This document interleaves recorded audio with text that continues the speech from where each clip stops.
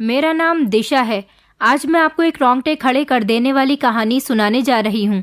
मेरे साथ कुछ ऐसा हुआ जिसे सुनकर आपके पैरों तले से ज़मीन निकल जाएगी। मैं एक मिडिल क्लास फैमिली से बिलोंग करती हूँ। मेरी शादी मेरे माँ बाप ने बहुत इज्जत के साथ की थी। शादी के शुरू के दिनों में ही मेरी सास मुझसे कहने लगी कि दिशा, आज खाना तुम बना लेना। और फिर जब वापस मैं अपने कमरे में गई तो मेरे पति ने भी यही कहा कि आज खाना तुम बना देना।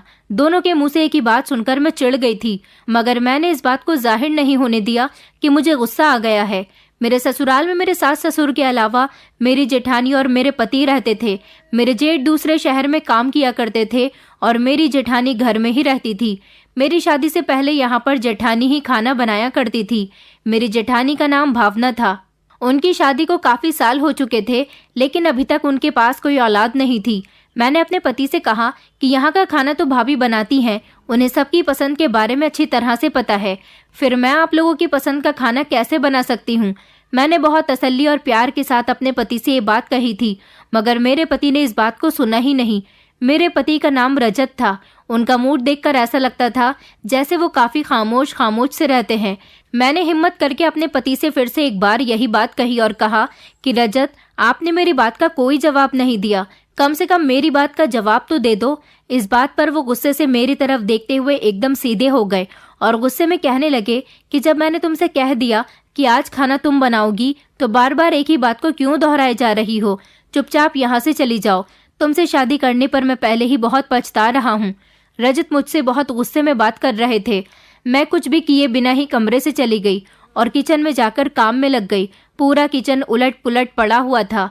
ऐसा लग रहा था जैसे वहां पर खाना नहीं बनेगा। मैंने दाल पकाने के लिए चूल्हे पर रख दी और रोटियां बनाने लगी। साथ साथ मेरी आंखों से आंसू भी निकल रहे थे। कितना अरमान था मुझसे शादी करने का, मगर शादी करने के बाद मेरी किस्मत ऐसी निकलेगी मुझे नहीं पता था। मेरे माँ बाप ने मेरे साथ बड़ा जुल्म किया जो मुझ जैसी पढ़ी लिखी लड़की की शादी एक ऐसे परिवार में कर दी। मेरे पति ज़्यादा पढ़े लिखे नहीं थे, बस मामूली सी नौकरी करते थे। तब भी मेरे माता पिता ने मुझ जैसी पढ़ी लिखी को ऐसे अनपढ़ आदमी के हवाले कर दिया था। इससे अच्छा तो वो पड़ोस वाला लड़का था जिसने अपने लिए मेरा रिश्ता भेजा था, लेकिन मैंने उसे रिजेक्ट करके अपने माता पिता से उसके रिश्ते से इनकार कर दिया था। मेरी नाक पर अकड़ बैठी हुई थी और वो बेचारा रो रो कर अपनी फीलिंग्स मेरे सामने जाहिर कर रहा था। खाना बनाते हुए मुझे काफ़ी टाइम लग गया था क्योंकि मैं डर डर कर सब कुछ बना रही थी। अभी तक मैंने अपनी ससुराल में खाना नहीं बनाया था। अभी मेरी शादी हुई सिर्फ 4 दिन ही तो हुए थे। अभी तो मैं नई नई दुल्हन थी। खाना बनाकर जैसे ही मैं बाहर निकली तो मैं जेठानी को ढूंढने लगी, लेकिन पूरे घर में वो मुझे कहीं पर भी दिखाई नहीं दे रही थी। पता नहीं कौन से बिल में छुपी बैठी हैं। मुझे अपनी जेठानी पर बहुत गुस्सा आता था। वो मुझ पर मेरी सास की तरह रौब दिखाती थी। न जाने वो अपने पति के साथ ही क्यों नहीं रहती थी। सारी जिंदगी मुझे इस औरत को अपने घर में बर्दाश्त करना पड़ेगा। पति तो दूसरे शहर में रहता है, लेकिन खुद यहाँ पर न जाने क्यों रहती है। ऊपर से इसके हिस्से के काम भी मुझे ही करने पड़ेंगे। अभी मैं अपनी जेठानी के बारे में ऐसा सोच ही रही थी जब बाहर का दरवाज़ा खुला और मेरी जेठानी हाथों में शॉपिंग बैग लेकर मुस्कुराती हुई घर के अंदर दाखिल हुई। मेरे लिए बहुत हैरत की बात थी क्योंकि मैंने अपनी जेठानी को जब से मैं आई थी अभी तक मुस्कुराते हुए नहीं देखा था, लेकिन अब तो वो मुस्कुराती हुई नजर आ रही थी, वरना तो वो हर टाइम उसकी शक्ल गुस्से से भरी रहती थी। जब वो मेरे पास आई तो मैंने उनकी तरफ देखते हुए उनसे पूछा, भाभी सब ठीक तो है? आप बहुत खुश नजर आ रही हो, आखिर किस बात पर इतना मुस्कुरा रही हो? वो मेरी तरफ देखकर मुस्कुराने लगी और कहने लगी कि हाँ दिशा, खुश तो मैं बहुत हूँ। चलो आओ, पहले मैं तुम्हें अपनी शॉपिंग दिखाऊं, फिर कुछ और बातें करेंगे।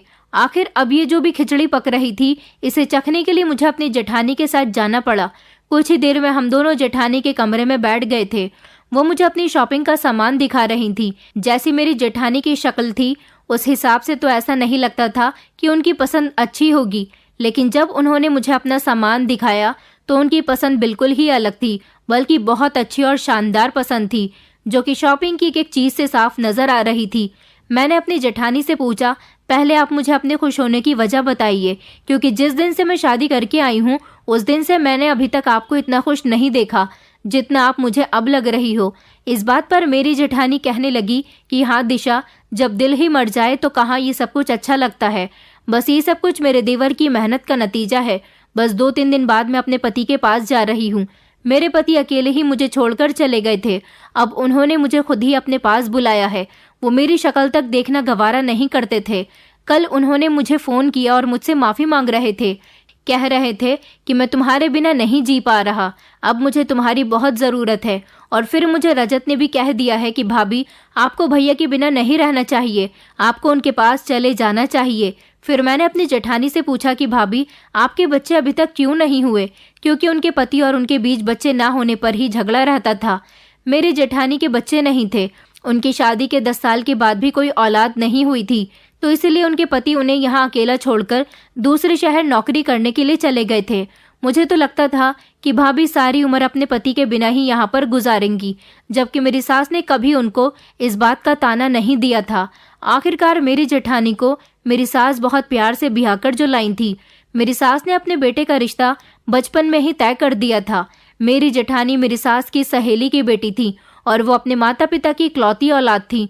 उनके माता पिता भी काफ़ी सालों पहले गुजर चुके थे, इसीलिए इस दुनिया में उनका ससुराल वालों के अलावा कोई नहीं था।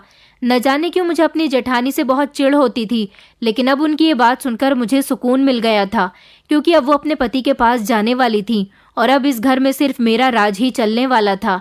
इस बात ने मुझे अंदर तक खुश कर दिया था। मैंने खुश होकर अपनी जेठानी को बधाइयाँ दी और जैसे ही अपने कमरे से बाहर जाने लगी, तभी मेरी जेठानी ने मुझे रोक लिया और एक लाल रंग की बहुत ही प्यारी सी साड़ी मुझे गिफ्ट करने लगी।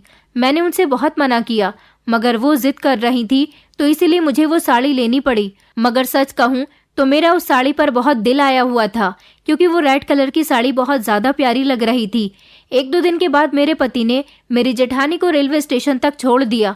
उसके बाद वो अपने पति के पास चली गई। उनके जाने के बाद घर में मैं, मेरे पति और मेरे सास ससुर ही बचे थे। इस बात से मुझे बहुत खुशी मिली थी कि इस पूरे घर पर अब मेरा राज चलने वाला था। मैंने अपनी जेठानी की दी हुई साड़ी को पहन लिया। मैंने जब जेठानी की दी हुई साड़ी को पहना तो मेरे पति ने बड़ी हैरत से मुझसे पूछा कि ये साड़ी तुम्हारे पास कहाँ से आई?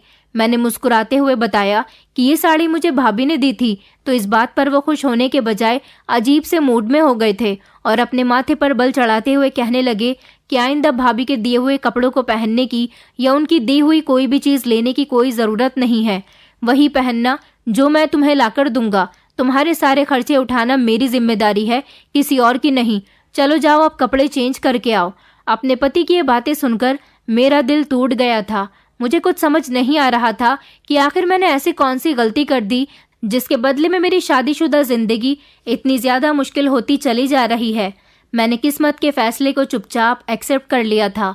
मैंने अपने पति से कहा, रजत, लेकिन मुझे ये साड़ी बहुत अच्छी लग रही है। भाभी ने इतने प्यार और खुशी से मुझे ये साड़ी गिफ्ट की थी। मेरे ऐसा कहने पर पहले तो रजत गुस्सा करने लगे, फिर उसके बाद अपने गुस्से पर कंट्रोल करते हुए मुझे प्यार से अपने करीब बैठा लिया था और कहने लगे कि देखो, जिस बात को मैं एक बार मना कर दूं, तुम उस बात की ज़्यादा जिद मत किया करो। बुरा लगता है और गुस्सा भी आता है। मैंने ठीक है कहते हुए सर हिला दिया तो वो मुझसे कहने लगे कि अब ये कपड़े चेंज कर लो। मैं तुमसे वादा करता हूँ, मैं कल खुद तुम्हारे लिए इससे भी अच्छी साड़ी लेकर आ जाऊँगा और अब ये साड़ी उतार कर मुझे दे दो। अगर वो गुस्से से कहते तो शायद हम दोनों की बहस हो जाती, मगर जब रजत ने मुझसे प्यार से बात की तो मैं भी आराम से उठकर कपड़े चेंज करने चली गई थी। कुछ देर बाद मैंने वो रेड वाली साड़ी एक पॉली में करके अपने पति को दे दी थी। रजत ने चुपचाप वो पॉली अपने पास रख ली थी। अगले दिन मैं हैरान रह गई जब उन्होंने एक नया शॉपिंग बैग मेरे हाथ में लाकर दे दिया। मैंने उस बैग को खोलकर देखा तो उसके अंदर एक नई साड़ी थी, मगर उस साड़ी को देखकर मेरा मूड खराब हो गया था, क्योंकि वो साड़ी बहुत चमकीली और भड़कीली थी। ऐसे कपड़े तो मैं दूसरों को पहना हुआ तक देखना पसंद नहीं करती थी, तो खुद ये कपड़े कैसे पहन सकती थी? और इसे इतनी गर्मी में सितारे मोती की कड़ी हुई साड़ी देखकर मुझे बहुत अजीब अजीब सी उलझन महसूस हो रही थी। मैंने गुस्से से अपने पति की तरफ देखा तो वो मुस्कुराकर मुझसे कहने लगे, मुझे पता था तुम्हें ये साड़ी बहुत पसंद आएगी, चलो अब जल्दी से ये साड़ी पहनकर तैयार हो जाओ। मैंने अपने पति से कहा, ठीक है, बाद में पहन लूंगी। वो कहने लगे कि हाँ, पहन ज़रूर लेना। इसी तरह से 2-3 दिन गुजर गए। मैं भी चुपचाप अपने कामों में बिजी रहने लगी थी और मैंने उस साड़ी को दोबारा खोलकर तक नहीं देखा था। रजत मुझसे कहने लगे कि मैं तुम्हारे लिए वो साड़ी कितने शौक से लाया था। मैंने अपने पति से बहाना बना लिया कि अभी उस साड़ी पर फॉल लगनी है। मेरे सर में बहुत दर्द हो रहा है, इसलिए मैं उसकी फॉल नहीं लगा पा रही। रजत ने चुपचाप उस साड़ी के बैग को अलमारी से निकाल लिया और घर से चले गए। उनके जाने के बाद मैं परेशान हो गई थी कि कहीं अब वो मुझसे नाराज नहीं हो गए हों। आखिर मैं पछतावा कर रही थी कि अगर मैं साड़ी पहन ही लेती तो क्या हो जाता। वैसे भी घर में कौन सा किसी ने देखनी है, बस पति का दिल बहल जाता। मगर मैं अब कुछ नहीं कर सकती थी। अब मैं खुद को कोस रही थी। रात को जब मेरे पति घर आए तो फिर उन्हीं के इंतजार में जाग रही थी कि मेरी वजह से बेचारे इतने दुखी हो गए थे। मगर मैं हैरान जब हुई जब रजत ने एक शॉपिंग बैग मुझे दिया और मुझसे कहने लगे कि इस बैग को खोल कर देखो। मैंने जैसे ही शॉपिंग बैग को खोल कर देखा तो उसके अंदर वही साड़ी थी जो दोपहर मेरे पति घर से ले गए थे। वो मुझसे कहने लगे कि देखो, अब मैं तुम्हारे लिए इस साड़ी को बिल्कुल रेडी करवा कर लेकर आया हूँ। अब तुम इस साड़ी को आराम से पहन सकती हो। मेरे दिल में और चमकीली भड़कीली साड़ी को पहनने का गम बिल्कुल खत्म हो गया था, क्योंकि मेरे पति मुझसे इतना प्यार करते थे। उन्होंने मेरी मोहब्बत में फौरन ही उस साड़ी को तैयार करवा दिया और इसी मोहब्बत की खातिर मेरे पति मेरे लिए साड़ी लेकर आए और उसको तैयार भी करवा दिया। मैं मुस्कुरा दी और फिर मैंने रजत से कहा कि कल नहाकर पक्का पहन लूंगी। अरे कल नहीं, बल्कि संडे के दिन पहन लूंगी, क्योंकि संडे के दिन आपकी भी छुट्टी होती है। मगर रजत कहने लगे कि नए कपड़े पहनने में देर नहीं करनी चाहिए, बस तुम कल ही मुझे ये साड़ी पहनकर दिखाना और अब मैं तुम्हारा कोई बहाना नहीं सुनूंगा। मैं अपने पति की बात को मान गई थी और अगले ही दिन सुबह सवेरे नहाकर मैं चमकीली साड़ी पहनकर तैयार हो गई थी। मुझे इंतजार था कि कब मेरा पति मुझे देखकर मेरी तारीफ करेगा, मगर ऐसा बिल्कुल भी नहीं हुआ। उन्होंने मेरी तारीफ करना तो दूर की बात, एक नज़र भरकर मुझे देखा तक नहीं था। मैं हैरत में आ गई थी। भला ऐसे कैसे हो सकता है जो इंसान इतनी चाहत से कपड़े लाए और उसे उन कपड़ों को पहनने की जिद करे और बाद में वो उसे नज़र उठाकर तक नहीं देखे। मैंने सारा दिन ये बात बर्दाश्त की, मगर फिर जब मेरे पति ने मुझे कोई जवाब नहीं दिया तो मैं खुद ही उनके सामने जाकर खड़ी हो गई थी और पूछा कि मैं कैसी लग रही हूँ इस नई साड़ी में। मेरी बात पर वो बस एक नज़र देखकर कहने लगे कि हाँ, अच्छी लग रही हो। ऐसा लग रहा था जैसे उनका मुझ में कोई इंटरेस्ट नहीं है। मेरा तो दिल ही टूट गया था। मैं बड़ी मुश्किल से खुद पर काबू करते हुए अपने कमरे में आकर लेट गई थी। मुझे रो रो कर शादी से पहले वाली अपनी जिंदगी याद आ रही थी, जहाँ पर मुझे इस तरह की कोई भी परेशानी नहीं थी। वहाँ सिर्फ मेरे कुछ हसीन सपने थे, मगर मैं नहीं जानती थी कि इन सपनों की हकीकत रजत जैसी होगी। मेरे माता पिता ने हमेशा ही मुझे सहारा दिया था। मेरे पिता एक कंपनी में काम किया करते थे और मैं उनकी इकलौती बेटी थी, तो खर्च की इतनी परेशानी नहीं थी। मेरे पिता की आमदनी भी बहुत अच्छी थी, तो इसीलिए मेरे पिताजी ने हमेशा ही मुझे इंग्लिश मीडियम स्कूल में पढ़ाया था। अगर मैं उन्हें कहती कि मुझे किसी दूसरे स्कूल में एडमिशन करवा दो तो वो दोनों फौरन ही मेरी बात मान जाते थे। अच्छे स्कूल में पढ़ने के बाद उन्होंने मुझे अच्छे कॉलेज में भी एडमिशन दिलवाया था और फिर बाद में अच्छी यूनिवर्सिटी में मैंने फैशन डिज़ाइनिंग का कोर्स किया हुआ था, तो इसीलिए मुझे दुनिया के हर फैशन का एक्सपीरियंस अच्छी तरह से था। मैं अगर साड़ी भी पहनती थी तो बहुत स्टाइल के साथ पहनती थी, मगर मैंने कभी हद से बढ़कर फैशन नहीं किया था। वहीं मेरी यूनिवर्सिटी में एक लड़का मुझे बहुत पसंद करता था। वो मेरे पड़ोस में ही रहता था और मेरी ही यूनिवर्सिटी में पढ़ाई करता था। मैं उसे बिल्कुल पसंद नहीं करती थी, लेकिन वो बेचारा हमेशा अपने प्यार का इजहार करता रहता था। मैं उसके सामने हमेशा नखरे दिखाती रहती थी। उसने मुझे कई बार प्रपोज किया, मगर मैं हमेशा ही उसे डांट दिया करती थी। यहाँ तक कि उस लड़के ने मेरे लिए रिश्ता भी भेजा था। जब उसने मेरे लिए रिश्ता भेजा था तो मुझे इस बात का पूरा यकीन था कि मेरे पिता इस रिश्ते के लिए फौरन ही मान जाएंगे। मेरे पिता ने उस लड़की के रिश्ते पर ज्यादा ध्यान ही नहीं दिया था और ना ही मुझसे उसके बारे में कुछ पूछा था। मैं बहुत बेचैन हो रही थी कि मेरे पिता ने क्यों अभी तक कोई जवाब नहीं दिया। फिर बाद में मैंने उनसे खुद ही पूछ लिया था कि पड़ोस में रहने वाले शर्मा अंकल का बेटा, उसने मेरे लिए रिश्ता भेजा था। फिर क्या सोचा आपने उसके बारे में? मेरे पिता ने मुझे ऐसी नज़र से देखा कि मुझे शर्मिंदगी होने लगी और मुझसे कहने लगे कि क्या तुम्हारे कहने पर उस लड़के ने रिश्ता घर भेजा था? पिताजी की इस एक बात ने मुझे अंदर से घायल कर दिया था। ऐसा कुछ नहीं था, लेकिन मेरे माता पिता मुझे गलत समझ रहे थे। इस बात में मेरे माता पिता के सामने मेरी इमेज खराब कर दी थी। मैंने इनकार कर दिया और कहा कि नहीं पिताजी, मुझे उससे ऐसी कोई उम्मीद नहीं थी। वो मुझसे शादी करना चाहता है, वो ऐसा कह रहा था, तो बस मैंने उससे कह दिया कि अगर हिम्मत है तो मेरे घर रिश्ता भेज कर दिखाओ। इसलिए उसने हमारे घर रिश्ता भेज दिया। ये बात सुनकर मेरे पिताजी के चेहरे के एक्सप्रेशन बदल गए थे। मेरे पिताजी ने मेरे सर पर प्यार से हाथ रखा और कहने लगे कि मुझे पता था मेरी बेटी कभी भी ऐसा नहीं कर सकती। वो तो अपने माँ बाप की इज्जत का हमेशा ख्याल रखती है। चलो जवाब दे देंगे।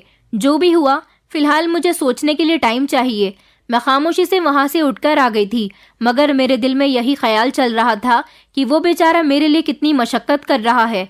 अब अगर मेरे माता पिता मान जाएंगे तो मैं उससे शादी कर लूंगी। भले ही मैं उसे पसंद नहीं करती थी, लेकिन मुझे उसकी ये हिम्मत बहुत पसंद आई थी कि उसने मेरे एक बार के चैलेंज देने पर ही मेरे घर रिश्ता भेज दिया था। इसका मतलब वो मेरे लिए कुछ भी कर सकता था। अगले दिन उस लड़के ने मुझे बताया कि तुम्हारे पेरेंट्स हम दोनों की शादी के लिए राजी होते हुए लग रहे हैं। देख लेना, वो दोनों जल्दी हमारी शादी के लिए मान जाएंगे। मैं तो वैसे भी अपनी पढ़ाई में बिजी थी, इसलिए मुझे उस पर कम ही ध्यान देना पड़ रहा था। एक दिन वो मेरे पास आया और मुझसे कहने लगा, क्या हुआ, तुम्हारे पेरेंट्स ने हमारे रिश्ते के बारे में क्या सोचा? मैंने उसे उलझन में डाल दिया और कहा कि देखो, अब तुम्हारी किस्मत शायद चमक ही जाए। ये सुनते ही वो बहुत खुश हो गया था और खूब जोर जोर से हंसने लगा और मैं शर्माती हुई उसके पास से चली गई थी। वो पूरा दिन मेरा बहुत अच्छा गुजरा था, मगर जब घर पहुंची तो मेरी सारी खुशी बेकार रह गई थी। मेरी माँ ने मुझे बताया कि मेरे पिता अपने दोस्त के घर गए हुए हैं, जबकि मैं चाहती थी कि मेरे पिताजी जल्द से जल्द उस रिश्ते के लिए हाँ कर दें। पिताजी शाम के टाइम जब अपने दोस्त के घर से वापस आए तो वापसी पर उनके साथ एक और आदमी और उनका बेटा भी था। पिताजी ने हम दोनों माँ बेटी को उनसे मिलवाने के बाद माँ से कुछ अकेले में बात करने के लिए चले गए। मैंने देखा कि मेरी माँ और पिताजी आपस में कुछ बातें कर रहे थे, लेकिन मेरी माँ इनकार करते हुए बार बार अपना सर हिलाए जा रही थी, जैसे वो किसी बात के लिए मना कर रही हो। और कुछ देर के बाद जब उन दोनों की बात पूरी हो गई तो मेरे पिताजी ने मुझे अकेले में बात करने के लिए बुलाया और मुझसे पूछा कि दिशा बेटी, अगर मैं तुम्हारी जिंदगी का कोई फैसला करूंगा तो वो तुम्हें स्वीकार करना पड़ेगा। इस बात पर मेरा दिल जोर जोर से धड़कने लगा था। न जाने मेरे पिताजी मेरी जिंदगी का ऐसा कौन सा अहम फैसला करने जा रहे थे। अगर मुझे पता होता कि वो फैसला रजत के साथ शादी की हालत में मेरे सामने आ जाएगा तो मैं कभी भी इस शादी के लिए राजी न होती। वैसे भी शुरू शुरू में तो सब अच्छे ही होते हैं, शादी के बाद ही पता चलता है कि कौन कैसा होता है। उस टाइम मुझे अंदाजा नहीं था कि मैं फैशनेबल और पढ़ी लिखी होने के बावजूद भी मैं अपने माता पिता को इनकार कर सकती थी। मैंने उस टाइम अपने पिता की बात मान ली थी और अपने पिता के फैसले को मंजूरी दे दी थी। जब मुझे एक और झटका लगा कि जब मेरे पिता ने मुझे बताया कि तुम्हारी शादी 1 घंटे बाद ही मंदिर में हो रही है। ये सुनकर तो मेरे पैरों तले से जमीन निकल गई थी। न जाने मेरे माता पिता को मेरी शादी की इतनी जल्दी क्यों थी। अगर मुझे इस रिश्ते के लिए तैयार ही कर लिया था तो शादी करने में इतनी जल्दबाजी किस बात की थी। मेरे पिता अपने दोस्त के बेटे से मेरी शादी करना चाहते थे और 2 घंटे के बाद ही मेरा उसके साथ मंदिर में शादी करने का प्रोग्राम फिक्स हो गया था। मैंने अपनी इस जल्दबाजी की शादी पर एक्शन उठाना चाहा, लेकिन मेरे कुछ भी कहने का मेरे पिता पर कोई असर नहीं हुआ। जबकि मेरी माँ मेरी बात को समझ रही थी, मगर वो बेचारी मुझे तसल्ली देने के अलावा और कुछ नहीं कर सकती थी। लेकिन शादी से पहले मैंने एक सवाल अपने पिता से ज़रूर किया था कि आखिर ऐसी कौन सी आफत आ गई है कि आप अपनी पढ़ी लिखी बेटी को इस गवार आदमी के हाथों में सौंप रहे हो। जिस पर मेरे पिता कहने लगे कि मैं चाहता हूँ कि मेरी बेटी ऐश करे। मेरे लिए पढ़ा लिखा होना ज़रूरी नहीं है, बल्कि इंसान का अमीर होना बहुत ज़रूरी है। इन दोनों भाइयों का अच्छा काम है और इनके पास ज़मीन जायदाद बहुत कुछ है। ऊपर से मेरी इस दोस्त का मुझ पर बहुत एहसान रहा है। मेरे पिता के मरने के बाद इसने मुझे अपना भाई बनाकर मेरी हर ज़रूरत का ख्याल रखा था। बस मेरे दोस्त ने तुम्हें अपने बेटे के लिए पसंद कर लिया है, इसलिए मैं इस रिश्ते से अपने दोस्त को इनकार भी नहीं कर सकता। मुझे पता है कि मेरी बेटी अपने पिता का हर फैसला अपनी सराखों पर रखती है, इसलिए मेरी बेटी कभी भी मेरी बात को टाल नहीं सकती। रही पढ़ाई लिखाई की बात, तो वो इतना भी जाहिल नहीं है जितना तुम उसे समझ रही हो। बाकी अब यही तुम्हारा भाग्य है। बेटी, जितना जल्दी हो सके इसे एक्सेप्ट कर लो। मैं इतनी ज़्यादा हैरान थी कि चाहकर भी कुछ नहीं कर सकती थी। मैंने पापा से कहा कि आपने मेरे साथ अच्छा नहीं किया। बस अब क्योंकि 2 घंटे बाद मेरी शादी होने वाली थी, इसलिए बहस करना फिजूल था। शादी के बाद मेरे पिता ने मुझे मेरी ससुराल विदा करके भेज दिया। उस टाइम मेरी माँ ने मुझे समझाया था कि दिशा, अब जो कुछ भी हो चुका है उसे एक्सेप्ट कर लो। अब बेवजह की जिद मत करना और हमेशा अपने पति का ख्याल रखना। ससुराल में जाकर मुझे कोई बात सुनने को न मिले। अपने पति से कभी भी नफरत मत करना। घर एक बार बनाया जाता है, बार बार नहीं बनता। ये तो मुझे भी पता था कि अब जो हो चुका है वो मुझे एक्सेप्ट करना ही पड़ेगा। रही बात उस लड़के की, तो मैंने कभी भी अपनी तरफ से उसे कोई उम्मीद नहीं दिलाई थी। वो जो कर रहा था अपनी तरफ से कर रहा था। मैंने उसके प्रपोजल को एक्सेप्ट भी नहीं किया था। हाँ, बस उसे इतना ज़रूर कह दिया था कि अगर हिम्मत है तो मेरे घर रिश्ता भेज कर दिखाओ। क्योंकि मेरे पास ये फालतू बातों का टाइम नहीं था कि मैं उससे फ़ोन पर बातें करूं और कभी कभी मिलने जाया करूं। मुझे लगा था कि उस लड़के की तरह मेरा पति हमेशा मेरी कदर करेगा।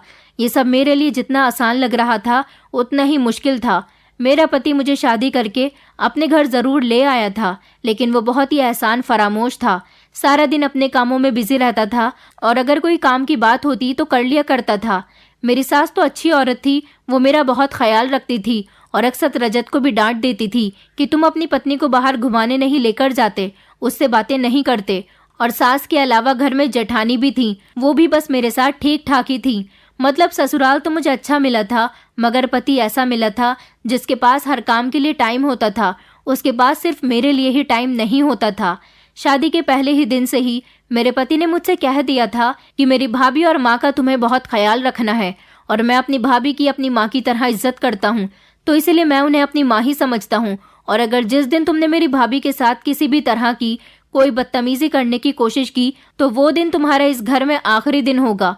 और वैसे भी कुछ दिन के बाद भाभी भैया के पास जाने वाली हैं, इसलिए तुम उनके साथ इज्जत से पेश आना। उसी दिन से मेरे दिल में मेरी जेठानी के लिए दरार पैदा हो गई थी और मैंने सोचा कि जिस औरत का पति उससे इतने सालों से दूर रहा है तो वो अब क्यों अपनी पत्नी को अपने पास बुलाएगा। मुझे अपने पति पर गुस्से के साथ साथ हंसी भी आ रही थी, मगर मेरी हैरत और खुशी का पता तो उस दिन चला जब शादी के कुछ दिनों के बाद ही मेरी जेठानी अपने पति के पास चली गई थी। यानी मेरे अंदर मेरी जेठानी को लेकर जितनी भी चिढ़ और नफरत थी वो एकदम से ही खत्म हो चुकी थी। उनके जाने के बाद मुझे घर में अजीब अजीब सा लगने लगा था। ऐसा लगता जैसे इस घर में कुछ अजीब हो रहा है, कुछ अनहोना सा हो रहा है, ऐसा जो हमारी जिंदगियों के लिए बिल्कुल भी अच्छा नहीं है। मेरे अंदर बचपन से ही आदत थी कि अगर मेरे साथ कुछ बुरा होने वाला होता या मेरे आसपास कुछ ऐसा हो रहा होता जो ठीक नहीं है, मुझे उसका अंदेशा पहले से ही होने लगता था। मुझे इंसानों से एक दो बार मिलकर ही पता चल जाता था कि ये मेरे लिए अच्छा नहीं है। मगर अजीब बात तो ये थी कि अपने ससुराल वालों में से मुझे अपनी सास और अपनी जेठानी से मिलकर ऐसा वैसा कुछ भी महसूस नहीं हुआ था। मैं खुश थी, मगर जब जब मेरे पति से सामना होता तो मुझे यही लगता कि ऐसे इंसान से शादी करके मैंने बहुत बड़ी गलती की है और अब मेरी जिंदगी में कुछ अनहोनी सी होने वाली है। जबकि रजत ज्यादा गुस्सा नहीं करते थे, वो बस सीरियस रहते थे और अपने काम से काम रखते थे। लेकिन पता नहीं क्यों मुझे हर टाइम उन्हें देखकर यही लगता रहता था कि जैसे कुछ तो बुरा होने वाला है और मुझे भी जानबूझकर इस बुरे खेल का हिस्सा बना दिया गया है। मगर मैं चाहने के बावजूद भी अंदाजा नहीं कर पा रही थी कि आखिर क्या हो सकता है। फिर मैंने बातों ही बातों में अपनी सास से बहुत कुछ उगलवाने की कोशिश की, मगर मेरी सास बहुत ही सीधी औरत थी, बहुत मासूम। वो बस मेरे ख्याल में ही कमजोर होती चली जा रही थी। ऐसा लगता था कि बड़ी बहू से ज्यादा उन्हें मेरी फिक्र रहती है। उन्हें भी अपने बेटे की हरकतों से बहुत ज्यादा चिढ़ थी। माँ जैसी भी हो, लेकिन अपने बेटे को बुरा नहीं कह सकती थी। ये सब मेरी जेठानी के जाने के बाद से ही शुरू हुआ था। जब से वो इस घर से गई थी, मेरा दिल चाहता था कि मैं भी इस घर से दूर भाग जाऊं, किसी वीराने में चली जाऊं, मगर ऐसा बिल्कुल भी मुमकिन नहीं था। माँ के कहने के मुताबिक मुझे यहीं पर रहना था, फिर चाहे कुछ भी होता।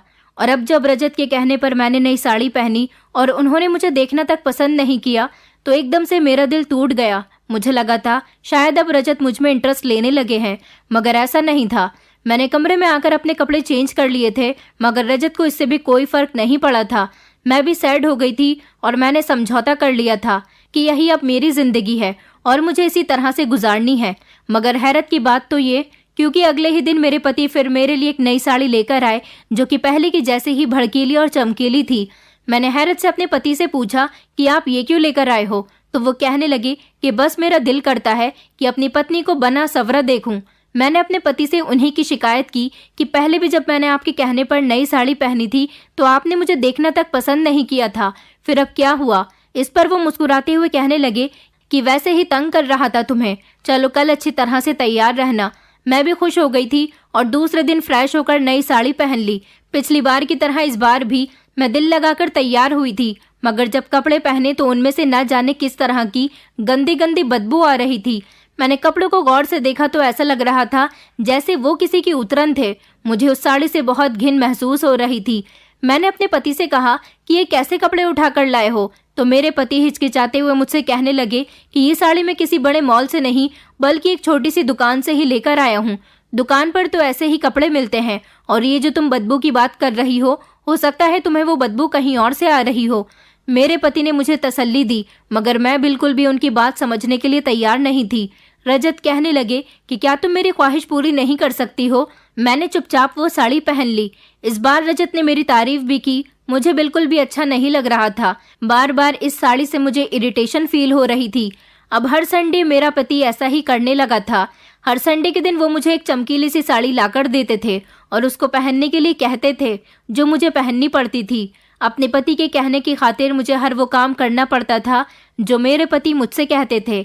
लेकिन एक दिन कुछ अजीब सा हुआ। मेरे पति ने मुझे एक बहुत खूबसूरत लहंगा लाकर दिया। ये लहंगा भी बहुत चमकीला था और उन साड़ियों से बिल्कुल अलग था जो वो लेकर आते थे। मेरे पति ने मुझसे कहा कि हर हाल में तुम्हें ये लहंगा पहनना ही पहनना है। मैंने उनसे हैरानी से पूछा कि आखिर ऐसा क्यों। मैंने अपने पति से कहा कि साड़ी पहनना एक अलग बात है, लेकिन ये लहंगा मैं बेवजह ऐसे घर में नहीं पहन सकती। किसी अच्छे मौके पर मैं लहंगा पहन लूंगी। मगर मेरे पति कहने लगे कि तुम बिन मौके के नहीं पहन सकती, लेकिन मेरी खातिर कल तुम्हें पहनना ही पड़ेगा। बस कल वादा करो कि तुम ये लहंगा पहनोगी, फिर मैं तुम्हें एक बात बताऊंगा। मेरे पति ने मुझे उलझन में डाल दिया था। मैंने अपने पति से वादा कर लिया कि चाहे कुछ भी हो जाए, मैं हर हाल में कल यही लहंगा पहनूंगी।